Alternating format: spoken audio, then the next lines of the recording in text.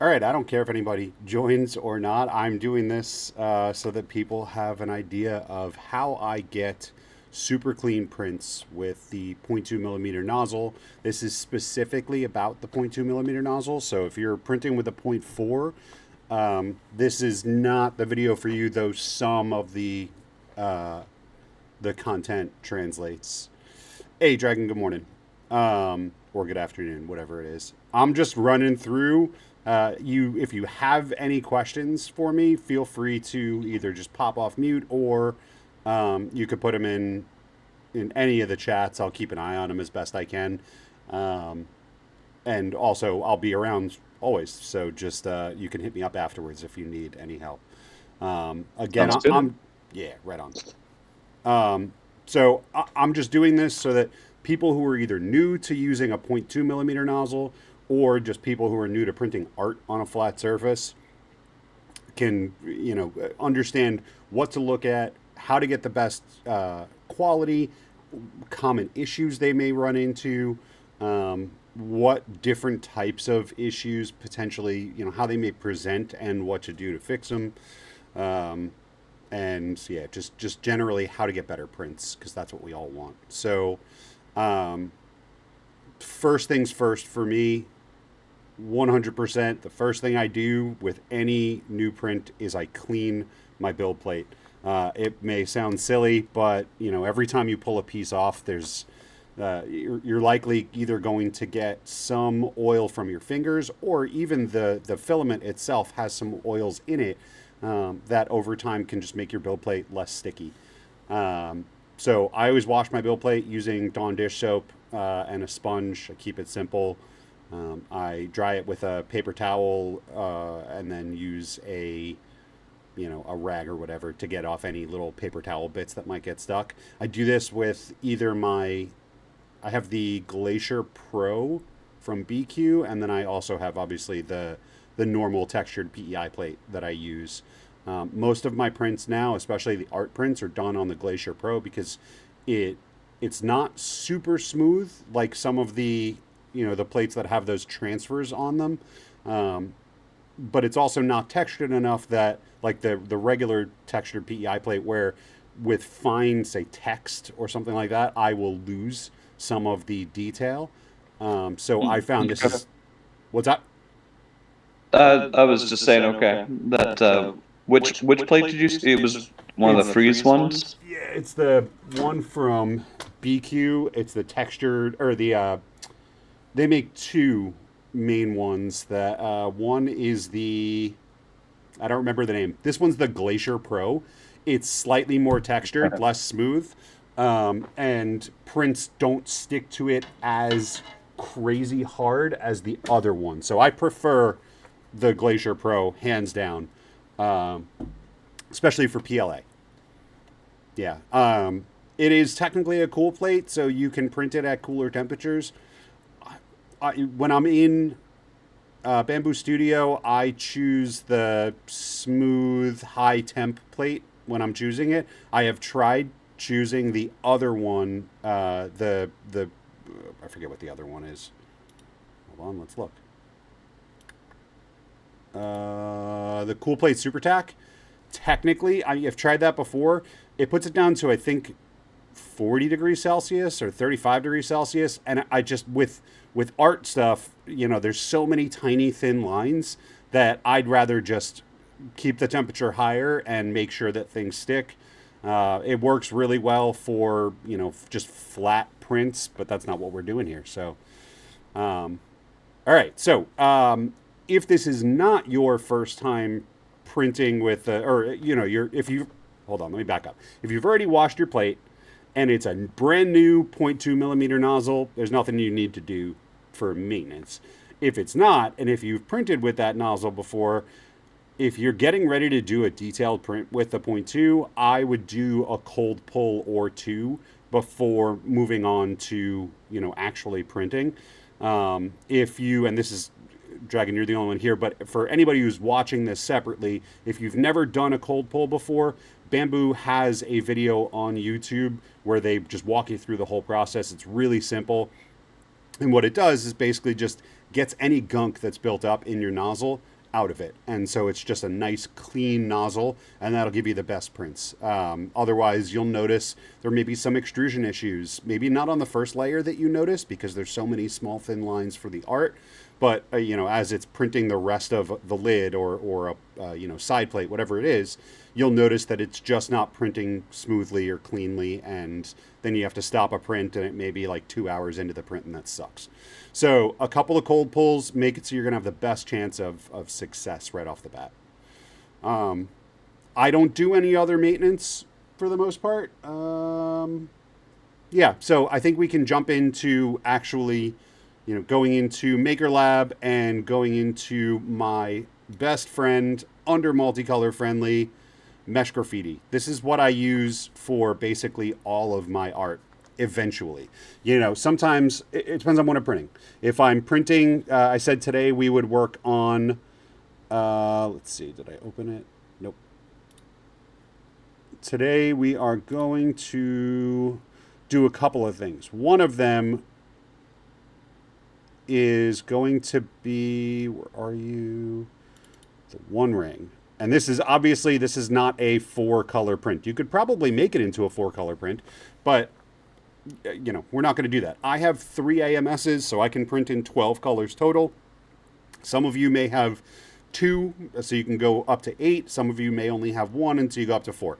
You can get creative, and you can print something like this in 4 colors. It's just not going to look quite as good as if you printed it in 8 or 12. So anyway, so this is what we're going to print for a larger set of colors. And then for a smaller set of colors, we're going to work on this.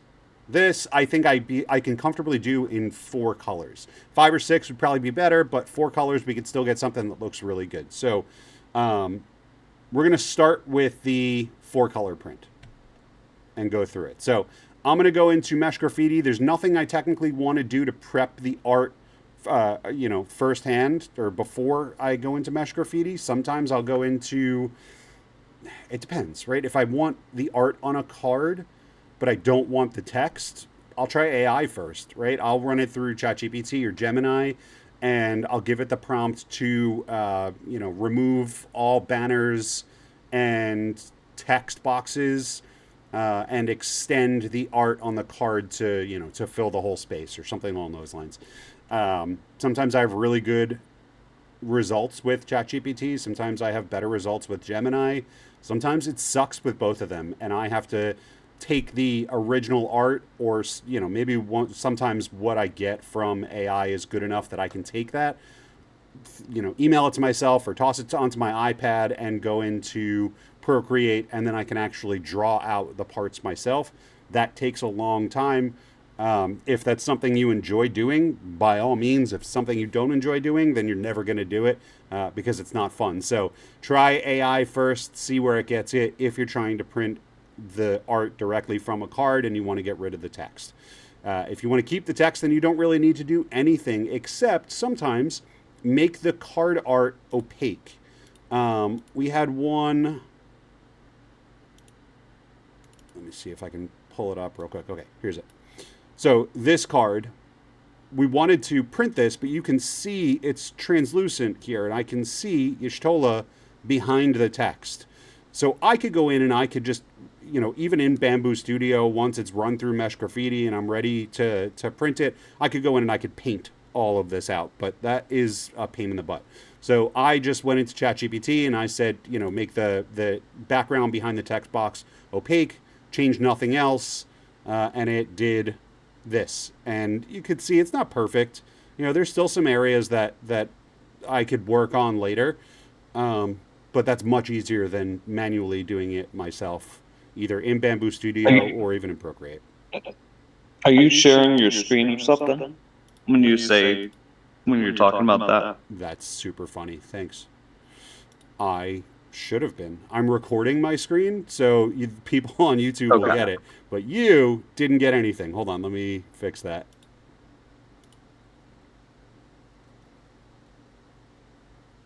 Thanks. Okay. What am I sharing? Am I sharing? Okay, perfect. So this is the card I was talking about. Can you see it now?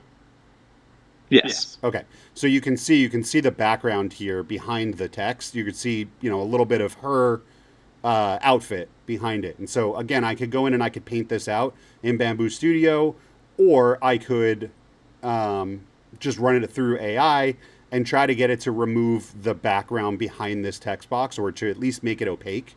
So I did that, and I ended up with this, which is pretty close to perfect. I still have some areas where I can go in and clean up later on at this, the top text box. Yeah. So anyway, that's basically where I start. Once I have an image that I'm good with, and I'm ready to bring into Mesh Graffiti, I'll go to Maker Lab, I go to Multicolor Friendly, and I go to Mesh Graffiti.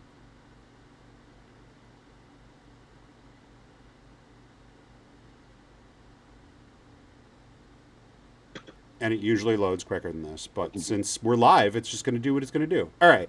So from here, in Mesh Graffiti, if this is the first time you've ever used it, the idea is you upload the part that you want to print on, whether it's a side panel or the lid, whatever it is. And then you are going to take an image. It's going to vectorize the image. You can adjust some of the colors. And then you can basically like stamp it onto that part and bring it directly into your slicer for any final changes, and then print it. So I'm going to do, let's do a lid. Please don't mind my disorganization, but I regularly re-download the files from Delta, because he sometimes makes changes, and then I'll export the lid, in this case, as an STL. So I'm going to use the lid. It pops it right in here for me. By default, it makes it white. I can click on this and I can change it to a different color, but we're just going to leave it white for right now because it's normally what I do. So next to plate here, we have three different options: a color brush, a text brush, and an image brush. Usually my wheelhouse is the image brush. So when I click on that, you're going to see these are all ones that I've done in the past. So lots of them. What I'm going to do is we're going to do a fresh one here. I'm going to click upload. It's going to ask me what file I want to use, and I'm going to just use the One Ring. We're just going to try this raw and see what we get. So I'm going to click open. All right, so it brings it in here. We have options to change our aspect ratio. I never do, I leave it freeform. We have options to remove a background. That's great if you have an image that has a solid background around it. Try it if you want to. On this, I don't need to, because I want to keep the black here, and if I try to remove the background, it's going to get a little funky. What I am going to do is I am going to just crop the image a little bit to get rid of that bottom bit, and then I can fix, later on, I can color this in green at the bottom if I want to. So I'm just going to click next, and what it's going to do is it's going to attempt to vectorize the image. While it's doing that, Mesh Graffiti has a maximum of 16 colors that it can use. So you will never get more than 16 colors. You will almost always get 16 colors. It is, I don't know, it's sensitive. It will, even if you have a 4-color print that you've used before, maybe taken a screenshot of to run back through, and it's 4 colors, a lot of times it'll still show up as 7 to 12 different colors. And in this case, we get 16.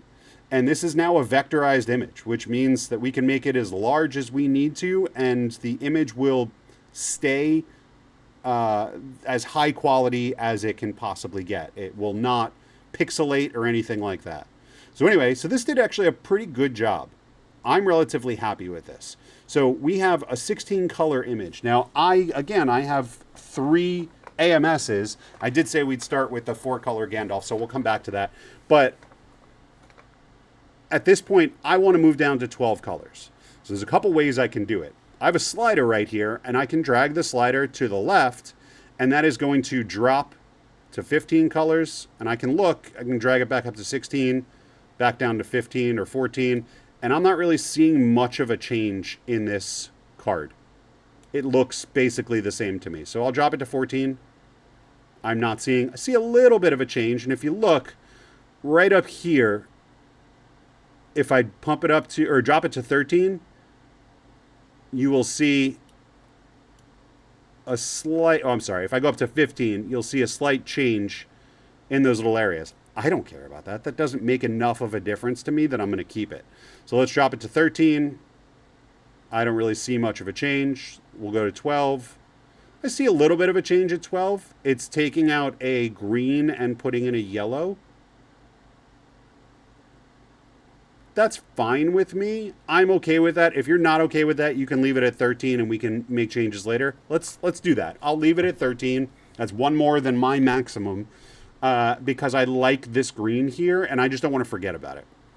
So I'm good here. I'm going to now click confirm. And this will take just a little bit. All right. So now on the left side under the image brush, we now have our image that we just put in here, right? It's always going to be the first one. The last one you did is going to be the first one at the top. We'll show a preview of the image on the left here. We'll show the size. I'll show you what that means. Rotate. I never use it, so go for it if you have something you want to rotate. And then these are the colors that we have. We have 13. One of them is white. And that's okay. That's because we chose the white background here. You will almost always have white if you leave it there. And in this case, we also have white text on the left. If we didn't have white text on the left, we would still have white in that list, but we'd be able to potentially remove it. In this case, we're going to keep it. So I have now all of these colors. I want to see what it's going to look like on my lid. So the orientation of the lid that we have here, I want to put this on the bottom because I print art on the first layer. It's on the bottom layer. So I'm going to click bottom right here. It's going to change my lid orientation. And I'm just going to scroll up to zoom in. And I'm going to try to get the art to cover basically everything I need. If you can see, part of the reason I left this white is you can see there's a gray border all the way around. And that's, that's the flat surface is the brightest part. Anything that's not that bright is something that's on a separate layer. So I want my image to really only be on that super bright surface, and I want to fill that as much as possible personally. So I'm going to zoom in and out until I can get the image as close to perfect as I can. Now in this case, it is just about there, and I'm actually pretty happy with that because I can just color in the rest. So now that I have it right where I want it, I'm just going to click. I'm going to click my mouse, left click my mouse. And you'll see it'll take a minute and it will basically stamp the art onto this card. Now, my question is left to right, did I center it well enough? I'm pretty happy with that. I may take some time on, on my own and see if I like that, see if I'm good with that. But I think I'm pretty happy with it. I'm looking at like the silhouettes that are on the left and the right to see if they're centered. That's what I guess I care most about in this case. Okay, so in this case, I'm pretty happy with that. I'm happy with the way that looks. I am generally happy with the colors, but let's talk about it. So we have the first one, which is black, although in this case, it's probably closer to a gray. So I can click on that. I can see the list of colors. These are all the colors that are technically 14 because this white and this white are not exactly the same. These are all the colors that are in this print right now. If I want to change a color, say this black, I want to make it closer to a true black. I'll select it. I'll click the plus. I can either, drag the little color dot to the bottom left to go black, or because maybe I'm using Bambu filament, I'll go to filament and I'll select black from the list. When you go to filament, these are all the Bambu filaments that Mesh Graffiti knows about for whatever reason. These are all PLA basics. I don't believe you can find any of like PLA metals or silks or any of those. So yeah, this is what we're limited to for actual filament. But I'm going to choose black here. Okay, now I clicked it. Nothing happened. I was super confused when I first did this. You have to click off of this now, just anywhere. And now it brings us back here. And I'm going to select the last color is the last one that I selected. So I'm going to click it. And now it will take its sweet time and it'll go away. Now, this is black. But if you noticed, my preview didn't update because I've already stamped this.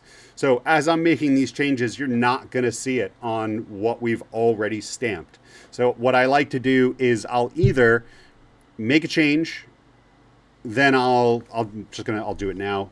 Control Z to undo my stamp.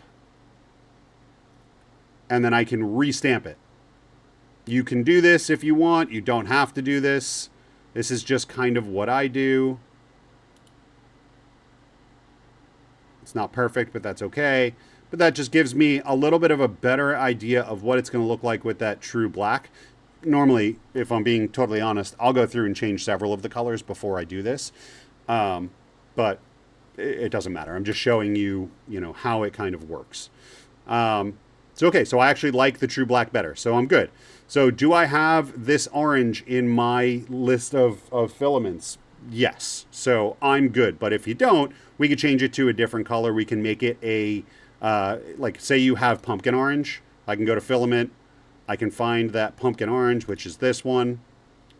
Again, I clicked it, nothing happened. So I have to click off of it. It then shows up as a color. And now I can click on this to have it replace any orange in there with the pumpkin orange, and it will update this preview. Again, it won't update mine. Let's undo. And I will do one more stamp here.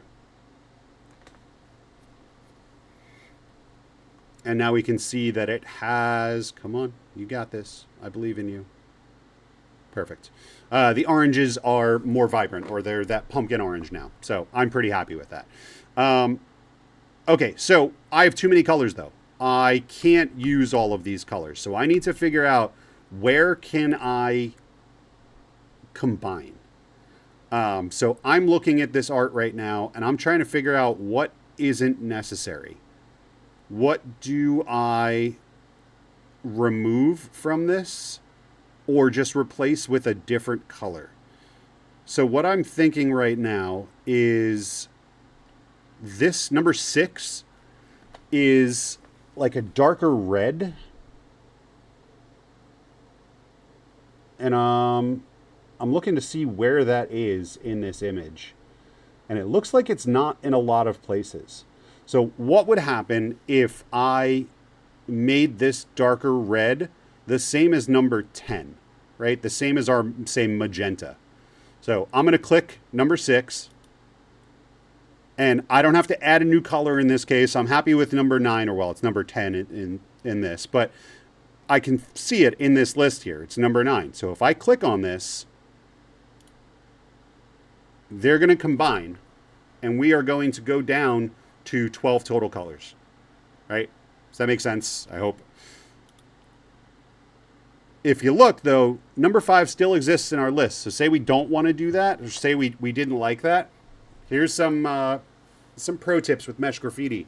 When you combine colors, you have now lost that color from your print. You cannot go back in Mesh Graffiti. You can't undo a color combination. So the question becomes, do you do it in Mesh Graffiti, or do you do it after this in Bambu Studio?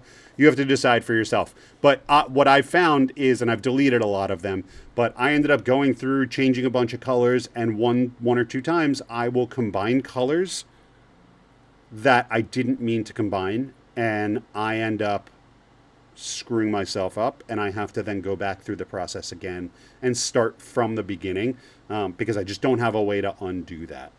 So anyway, be careful with this when you're combining colors.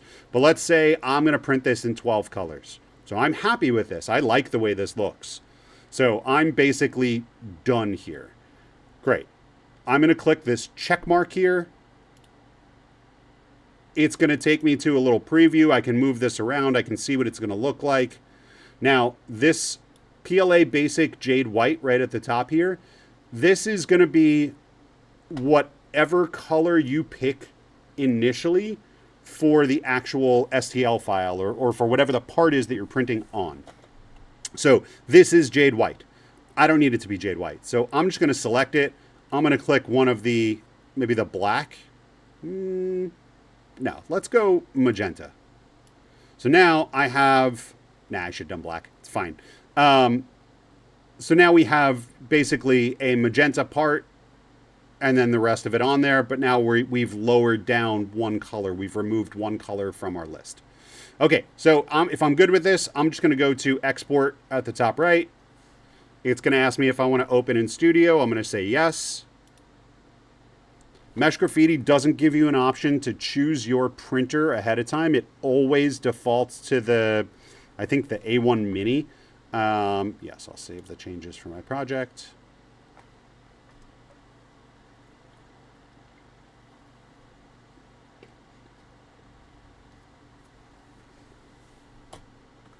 And my computer is doing a lot right now. Let's see if it goes.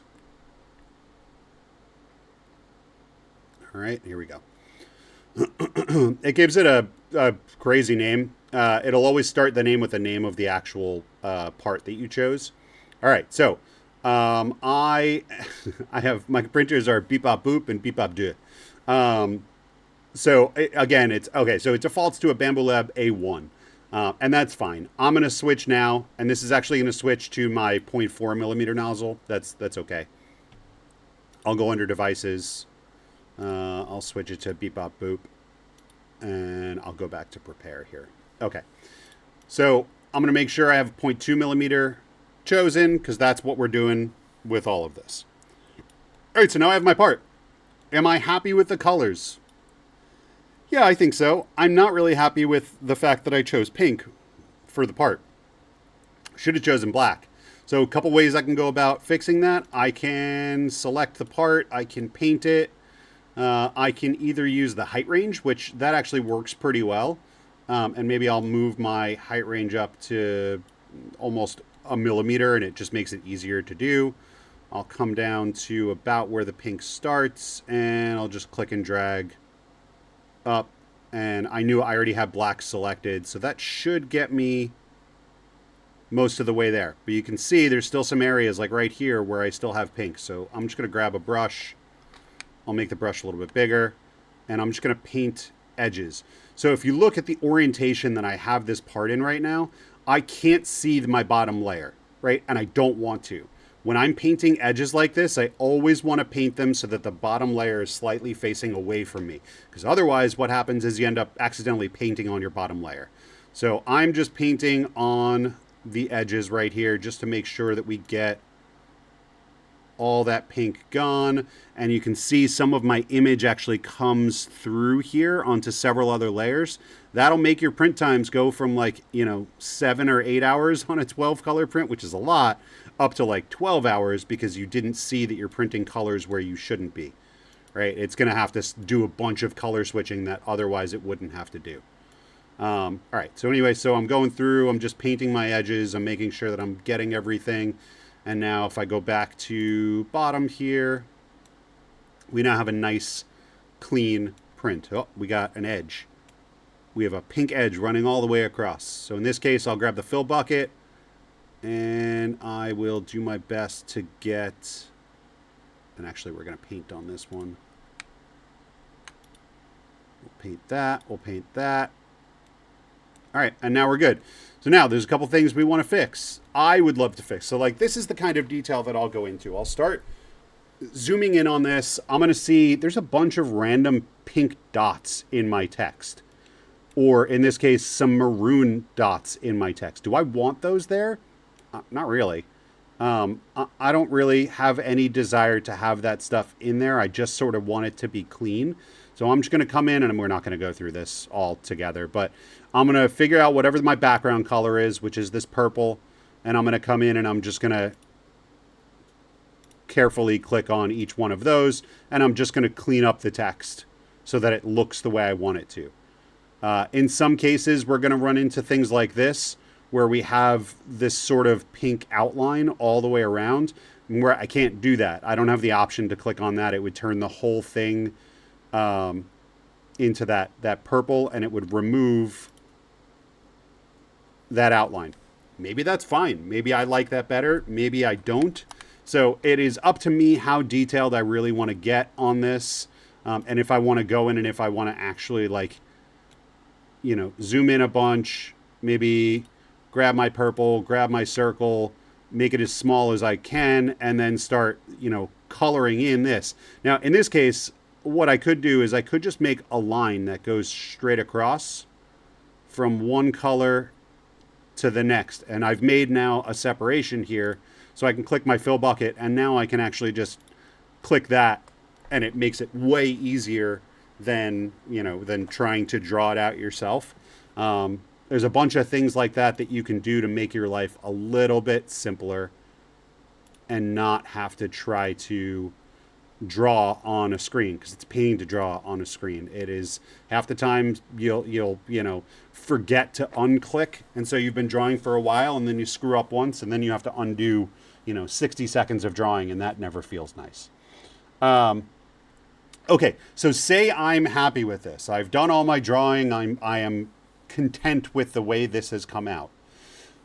Couple things I'm going to look at. Well, I'm going to look at my colors. I have 13. I can't have 13. I need to have 12 or less.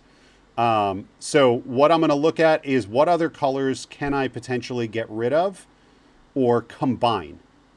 And in this case, I really like all the colors that I have, but I don't really have a choice. So what I'm going to do is I'm going to make a tough choice here.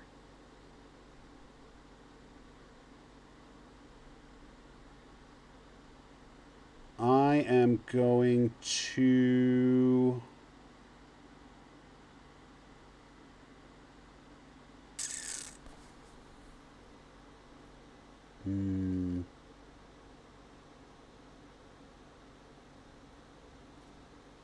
You know what? I'm going to combine the red.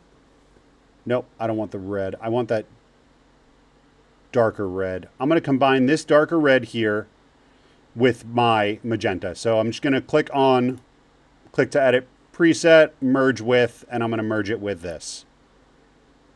And there you go. It updated the actual preview here. It didn't make very much of a difference. Now I'm down to 12 colors. I have 3 AMSs. I am perfectly happy with that. Okay, so next step. What are we doing? First off, always remember to choose the correct plate. I use smooth plate. Always look at your purging volumes.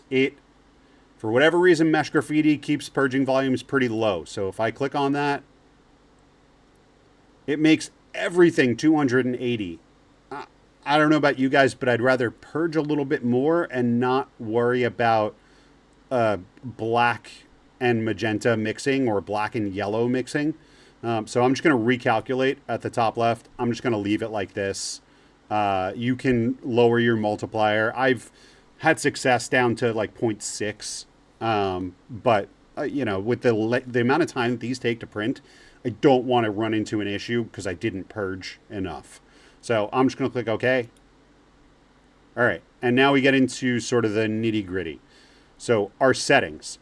Mesh Graffiti brings across a bunch of settings, which is cool. And a lot of them are good, and they're things that I would recommend that you change if you were not using Mesh Graffiti, right? Things that I would suggest that you change them to. So we're just going to kind of run through. Under quality, a 0.1 layer height is fine. I don't usually change that. Where I start changing things is line width. Your default line width is 0.22. I usually drop it to 0.2. And I always drop my initial layer to 0.2 or 0.18. Depending on if I've got everything dialed in. At 0.18, you'll start seeing sometimes when it's printing, say, the black or any that larger area, you'll start to notice maybe gaps in your lines because it's not squishing enough. And so it just comes out looking not as polished as it could otherwise. I usually stick with 0.2. If I have really small text, I'll drop it down to 0.18, and I'll just either maybe lower my Z offset. I have mine now at, the default is 0. I have mine at negative 0.01 or 0.1. I forget what it is, directly on the printer. That fixed a lot of problems for me. And the rest of these, I'll generally just leave at 0.22. I don't usually touch the rest of them. Then I'll look through. I leave seam alone. I leave whatever it comes in with. Here's where we get into some really cool stuff. Slice gap closing radius.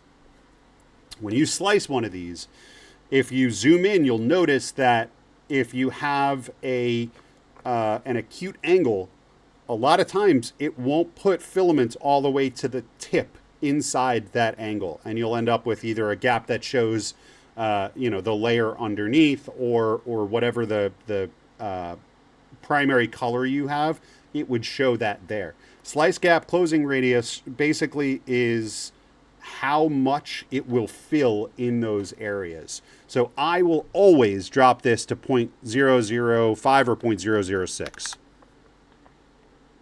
Resolution, if you're not coming from Mesh Graffiti, this is a higher number. I think it's 0.012. I always either leave this at 0 or I match my slice gap closing radius. We're just going to leave it at 0. I don't touch any of this other stuff. Elephant foot compensation, it's up to you on this one. I haven't tested it yet, so I'm just going to not really speak to it, but I've heard about other people with a 0.2 when we're doing really detailed things, just putting this at 0, because this is more important for, larger nozzles, is my understanding. But again, I don't know. I leave these. Ironing, I don't iron. Wall generator, Arachne, all the way. 30 and 50 are fine for threshold angle and filter margin. I don't usually mess with these. Those come from Mesh Graffiti. And then this is important, and maybe I should have said this earlier. You guys are probably showing advanced features, and that's all well and good, but you're missing some stuff by just showing advanced features. So what I did was I went up to this little arrow right next to File. You guys can't see this because for whatever reason it's opening on my other monitor, but I go into Preferences. All right, and then all the way at the bottom, check Develop Mode. It gives you a bunch of other options. Your mileage may vary as with all of these things, but one of the really important options that it gives us, and probably my main reason for doing it, is this initial layer flow ratio. And actually, I don't like, Mesh Graffiti puts it at 1.02. 1 is the default. I like my initial layer flow, how much it's basically pushing out of the nozzle, to be a little bit higher. So I do 1.06 or 1.08 personally. Test it.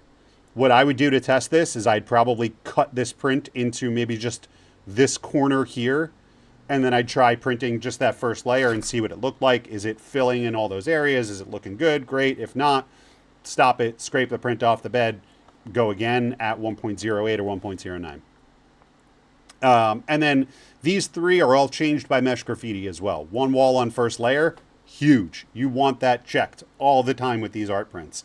That basically allows it to, around every bit of text that you see on this screen, if that's unchecked, it's going to try to put 3 walls around each letter. And it can't do that. I mean, it doesn't look good. So one wall just allows it to do one single wall around every little detail that we have in here. That's huge. Detect overhang walls and smooth speed discontinuity area. It unchecks both of those for us. And I don't really know what either one of them do. I just leave them unchecked. That is everything that I usually change within the quality tab. Most important for me, line width, Arachne, slice gap closing radius and resolution, and then initial layer flow ratio.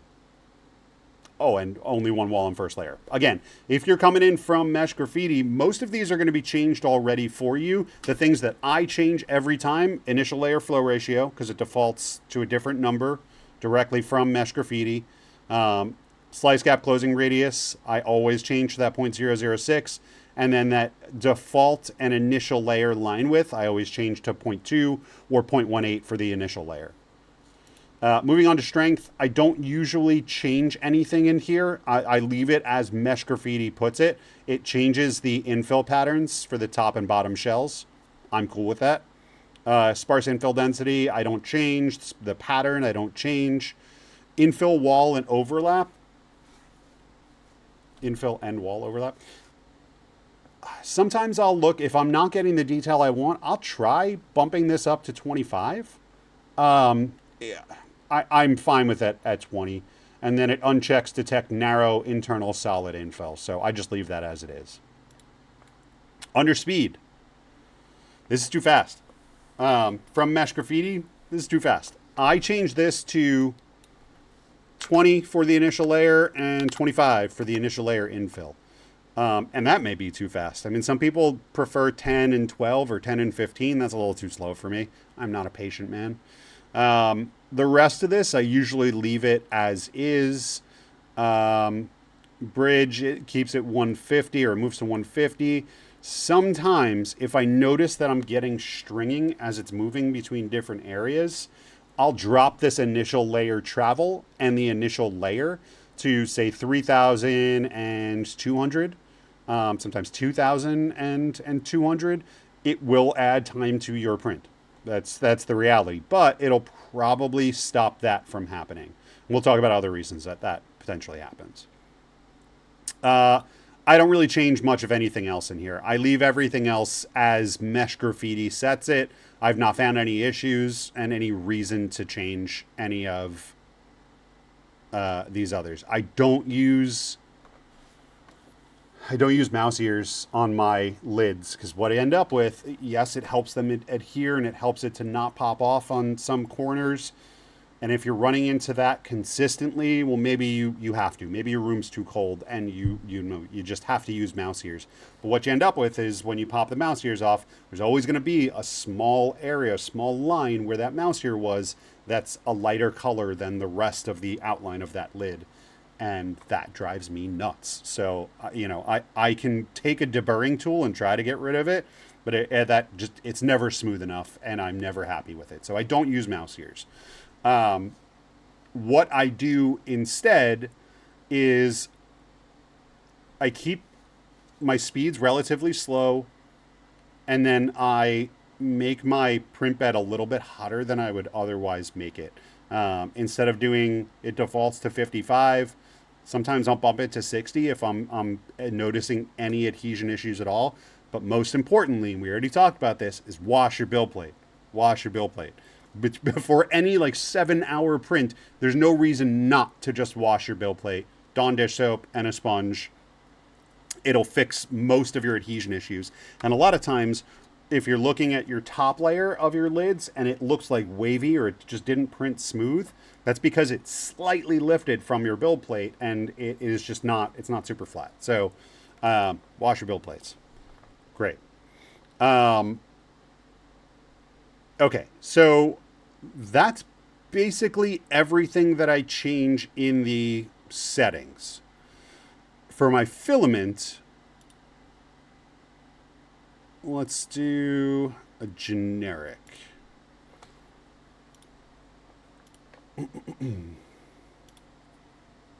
Okay.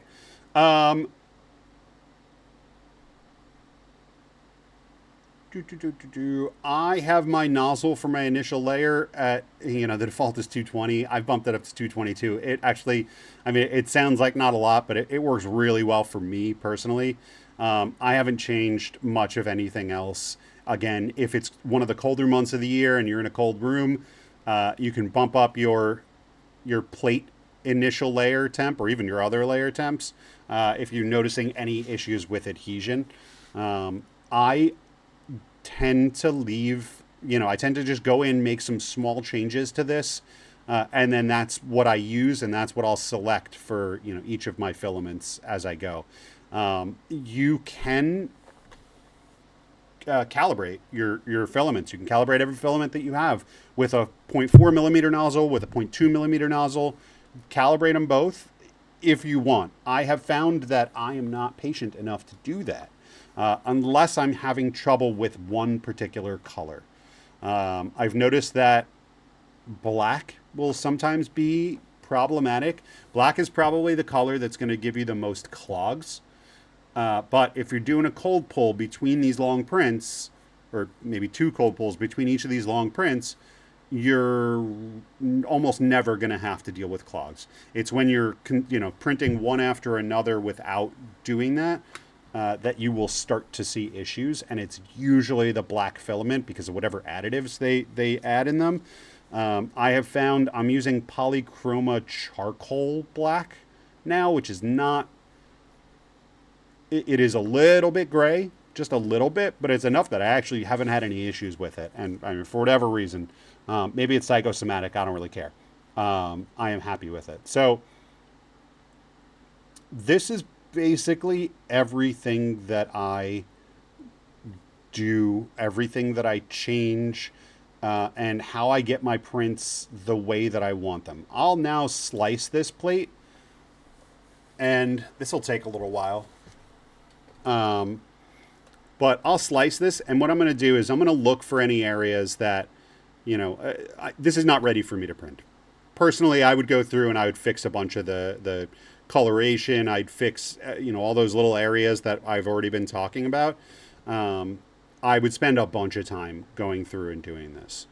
I may take this into, a separate program, whether it's Procreate or Photoshop or whatever, and I may make a bunch of changes and then run it back through Mesh Graffiti and kind of go through this process again if I'm not really happy with the way it's working. But I'm generally happy enough with this image that I could probably do all of the work I would want to do directly in Bambu Studio.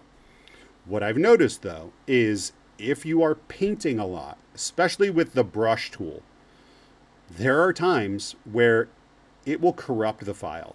I've had several, like my Thanos print that I've done. There's so many areas that I went in and I just painted around and I made more smooth, or whatever I did, but I did a lot of it. And I would slice and everything would work, and then I'd paint some more, and then I'd slice, and it would just stay at 5% forever or give me an error. That can happen. And when that happens, that sucks, because you know what you have to do? You got to take a screenshot of it, and you got to run it back through Mesh Graffiti. And thankfully you've done a bunch of the work by painting it, and the screenshot should be better than, just having to start all over, but it doesn't feel nice. All right. This looks pretty good to me. I'm pretty happy with this. So I'll zoom in and I'll look for any areas that just look off. You can see all of these little, actually that pink I like there, but like this tiny bit of this blue-gray right on the R, that would drive me nuts. I don't want that. Some of these, like the eyes of these guys, are going to be pretty tough to be able to print and to be able to really make out. So what I would probably do personally is I'd come back to prepare. I'd come to my paint tool, and I'd probably just make these lines a little bit thicker. Right? It's not perfect, but it is what it is. I will go and I'll find the other color, which is this green, and I'll thicken this eye up too. And we're not going to do this for each one, but I'd go through and I'd do that for a bunch of them, and then I'd reslice, and you'll notice that it'll look better. Like, this is the kind of work, if you want really clean prints, that you can do to get those super clean prints. I'm just going to slice this one more time, and then we're going to be done with it for here.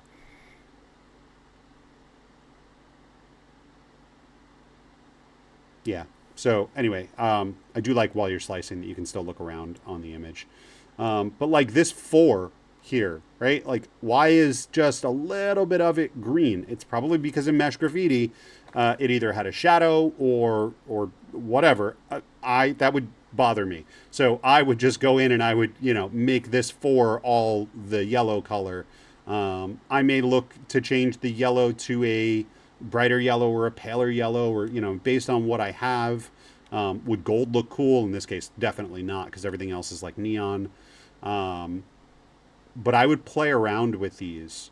Oh, when this is done slicing, one more thing, and it has to do with the colors and the way that I go through and sometimes combine or change colors around to get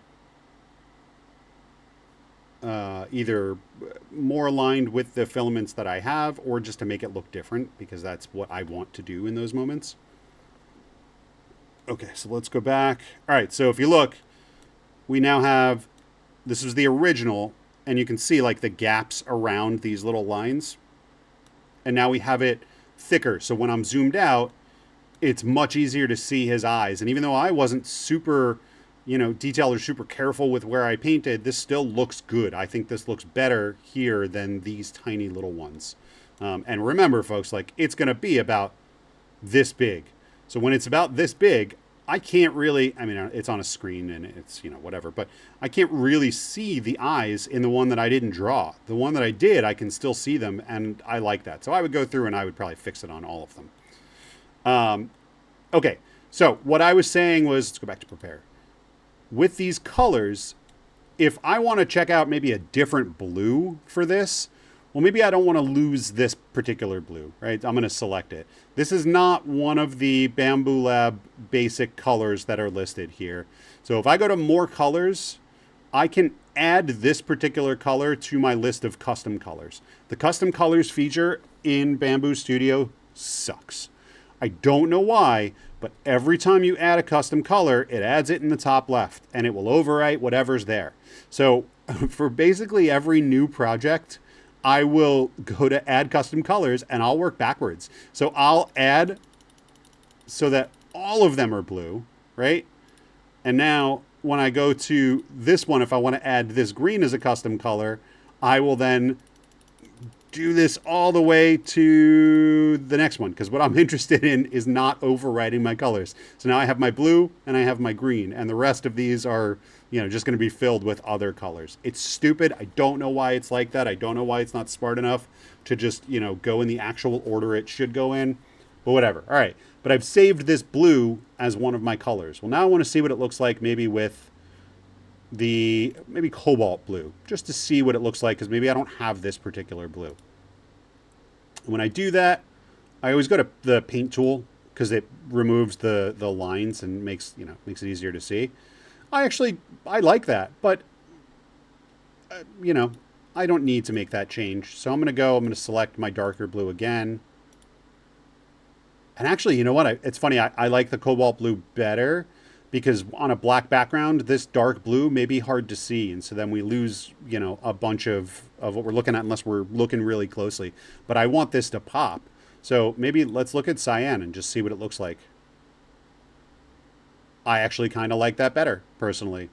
So I would just go through and I would play with colors here. But again, I always save the original color that it is, if it's one that I do have, so that I don't lose or don't, screw something up. Because again, just like with Mesh Graffiti, when we're messing with colors here, you can't undo. If you forget to save a color, you can't get back to that color without trying to find it in the, that little color palette by moving around under more colors, by trying to move around in here and trying to find with these sliders the exact right color. And it is difficult to do. So when you're messing with colors, again, I recommend add a color to your custom colors first, and then you can play around with it.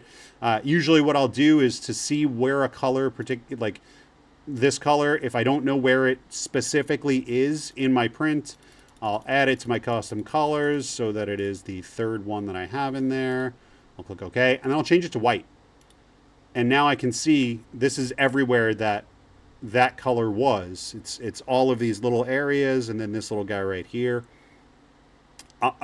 Do I care enough about that to incorporate that color?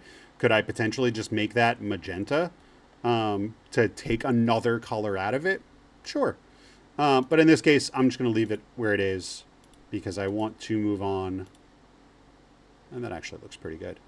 To the other 4-color print. So I'm just going to save this. I would change the name normally, and I'll go back and do this later. But I want to go back to Mesh Graffiti. I want to go to this little icon right at the top right of next to the word model. And this is basically going to say, do we want to import a new model? Changes will be lost. I'm going to say yes, confirm. We'll go back in. I'll choose file. I will find my July lid or lid July. I promise I will organize those files. All right, and now we have a new one. Now we're fresh. I'm going to come back to the image brush. I got a lot of stuff here. There is a limit, and it won't tell you until it's done vectorizing. As soon as it finishes vectorizing, it's going to say, nope, you have too many. It sucks. So maybe I'll find something that I no longer want to keep. Yeah, let's just get rid of this. Actually, you know what? Not this one. Let's get rid of this one. Confirm. All right. Now I'm sure we won't run into that issue. All right. So let's talk about Gandalf. Ooh, maybe that one later. Gandalf the White. Okay, perfect. So I'm going to leave it like this. I'm not going to remove the background. I am going to, well, okay, so here's the question. Do we want to crop this, or this is the question to ask yourself. Do you want to crop this, or do you want to maybe come in and paint these areas with this color so that you keep this aspect ratio and don't lose any edges? If you notice, this art goes real close to the edge here. So if I were to do this and crop it right to that area, I'll click next. It'll take however long it takes to vectorize. While it does that, I'm going to answer a text from my wife.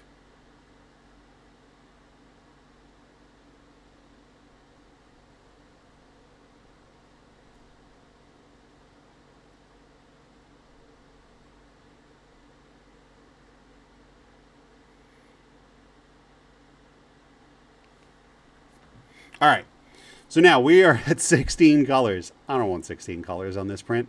Let's see what happens when I drag this slider. All right, these are all pretty small changes. 7, 6, 5, 4. All right, it's actually not terrible. I don't mind this. Let me see. Okay, so with 5 colors, we end up losing a bunch of the contrast in the word Gandalf. I don't think that's necessary because we could just use this darker color and we could just paint in Gandalf later. Again, when we're down to 4 colors, you have to make sacrifices. That's the reality of this. So like these splashes of, magic or whatever it is, we're kind of going to lose that. Because they should be brighter colors, right? If I go back up to 16, you'll say it did a so-so job on this, but these would be white on the original card. Do I still have it up? Yeah. Oh no, the original card kind of sucks too here, but it's a gradient into gray, but we're losing that white. So again, with 4 colors, we are limited in some ways. But let's go down to 4. I'm going to confirm this. I'm happy with this. Ish. All right. So now we have 4 colors listed here. Again, I'm going to click bottom. And then I'm going to zoom in. And I'm going to see how much of this can we get onto this lid. So if you notice, I'll move this up. We have lost that bottom area, right? The area that I cropped. I can paint it back on. I can make it a solid color. I can move this down a little bit. So I have some at the top and some at the bottom. That's probably what I would do here, so that it's less work for me to do. And in this case, I'm actually going to shift it over a little bit so that we get the white pips on the actual lid. All right, so I clicked. I'm letting it do its thing. All right, I'm reasonably happy with this. So I'm just going to take this. I'm going to click confirm. I'm going to make our background the lighter color. And then I'm going to export. So now we are truly at 4 colors. And this is the last thing I'm going to do, guys, and then we're going to cut it here. Okay, so let's let it open.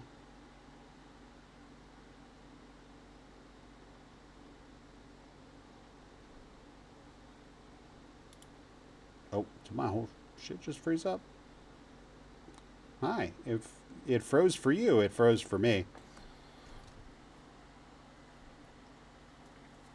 All right, we're going to switch to my P2S. And Now we have, honestly, a pretty cool lid. What I would do here is I would come in with my fill tool. I would select the darkest color, and I'd probably fill in Gandalf's name, because it's going to give me the most contrast. And I like it. And it's my lid. You can't tell me what to do. I'm an adult. All right, so then we have that. I would then come up here and I maybe draw in a little bit of these swirls to the top, or maybe just erase them all together. I would get rid of that little guy, maybe that little guy, and then I paint the edge just like we did earlier. I'd come in with whatever my background color is, my circle tool or brush tool, and I would just paint straight across the edge. You can see how far up it came on this one. And I'll just paint right across. And again, this is all so that we shorten our print times, because that's the most important thing. I mean, detail is great. We want the super detail, but I want, if I could print something super detailed in 7 hours versus 9 hours or 12 hours, then I want to do that. And if by doing these little simple things we can make that happen, then great, that's what I'm going to do. That is good enough for me for now. I'll go back to bottom. I'll look here. I'll zoom in on Gandalf and just see, like, what could I change here? Well, his face should probably be the skin tone, so I'll come in and maybe I'll make the rest of his face. Nope. The skin tone, am I happy with that? Meh. I'm happy enough with this. I may do something like making this the darker color, so that the thing inside of it should be that lighter color. And I actually really like that. That it's a small change, but that gives it a lot of pop that it wouldn't have otherwise had. So anyway, I would go in and I would just do that sort of thing all around. I'd probably do the same thing here. Nope. So if you notice in this one, when I go to click it, everything gets highlighted here. And that's because there's a tiny itty bitty little gap right here. I find that a lot. So I would just come in, make my brush as small as possible, and just do this. I mean, it's not the cleanest, but that's fine. Now I can click on this, and when I zoom back out, you're never really going to see that, and you're not going to see it when it prints, for sure. But say, okay, we're happy with this. We'd slice our plate. And I only slice. I haven't made my changes to my settings. I'm only slicing just to look and see what it's going to look like when it slices, to see if there's any painting I need to do or whatever in this moment. Yeah. Anyway, I would go back through, and I'm going to stop this. We don't need to let it slice. We've already done this. What I do is I make my changes, because I use those same settings frequently. I'll just make it a preset. Right, I will come up here and I'll choose mine, perfect layer first, or perfect first layer 0.2 nozzle, and that's going to make all these changes for me. It changes the speed to 20 and 25, like we said. It changes under quality. It changes everything, and actually I saved it with 0.22, which I shouldn't have done. So let's save it again. Click OK. All right. There we go. So it should be 0.2 here. 0.22 for the default is fine. You can try, again, I play with these things. I'm not married to any of these line width settings. I'll try 0.2 if I need something to be more fine, or 0.18. One thing it does not change, this is important, the initial layer flow ratio, mine is saved at 1.06, but every time you bring it in from Mesh Graffiti, because this is a developed, it's like an advanced feature, it always comes in at 1.02. So you do have to change this every single time you bring in a model from Mesh Graffiti. Let me actually save this again. Okay. And so that would be it. I would just come in, I would select my preset. I don't have to change 20 things, but we went through them together so that you could see what I changed every time. Again, purging volumes, it screws up every single time. They'll all be 280. Yep, they're all 280. So I'll recalculate, click OK, and move along with my life. And this is probably a, God, I don't know, 4.5 or 5 hour lid because it's only 4 colors. So, yeah. And that's everything, my friends. That is pretty much everything I had to share. Again, I'm going to put this on YouTube. I'm going to send the link to everybody. We went through a solid hour and 5 minutes of this, of just me talking, so I need a break. Hit me up in Discord if you have questions. If anything I said was unclear or if I missed anything. Let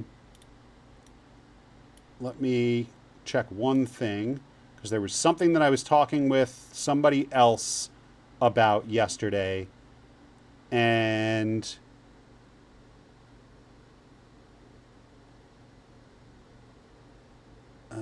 hold on.